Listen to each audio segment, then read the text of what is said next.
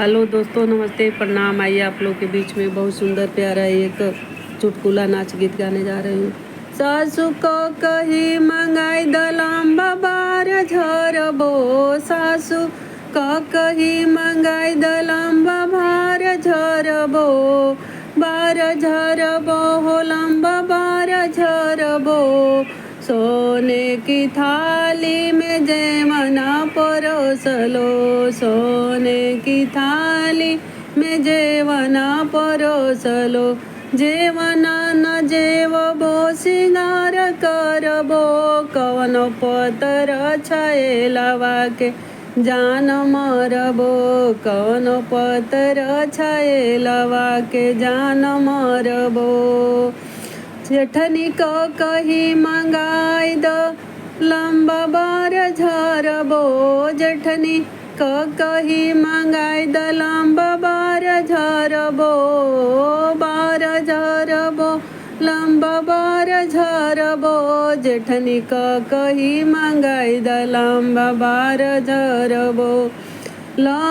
झझरे गढ़ुआवा गंगा जल पानी, झझरे गढ़ुआवा गंगा जल पानी। पानिया न घुटबो सिंगार करबो, पानिया न घुटबो सिंगार करबो।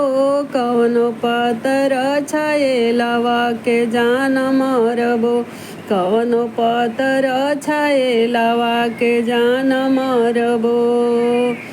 ननदी को कही मंगाई द लंबा बार झरबो, ननदी को कही मंगाई द लंबा बार झरबो, बार झरबो हो लंबा बार झरबो। ननदी को कही मंगाई द लंबा बार झरबो। लवंग लाची के बीरवा जोरवलो, लवंग लाची के बीरवा जोरवलो। बीरवा न कुचबो सिंगार करबो, बीरवा न कुचबो सिंगार करबो।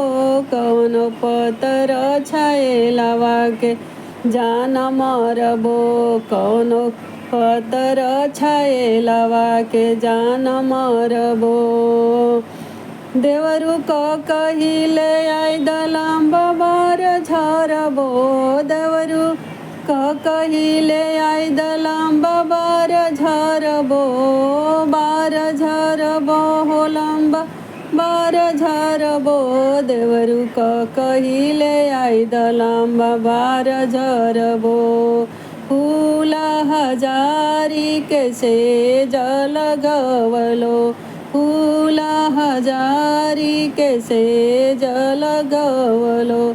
सेजिया न सोवबो सिंगार करबो, कवनो पतर छायेलवा के जान मरबो, कवनो पतर छायेलवा के जान मरबो।